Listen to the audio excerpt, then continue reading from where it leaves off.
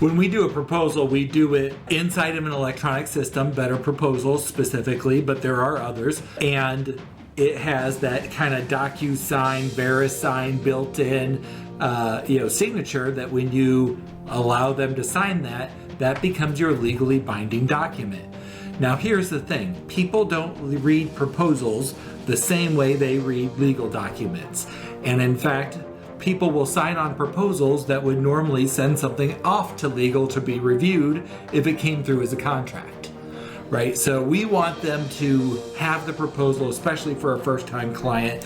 It's uber professional, right? It is polished, it looks good. It's not what most recruiters, in fact, it's what so few recruiters are doing.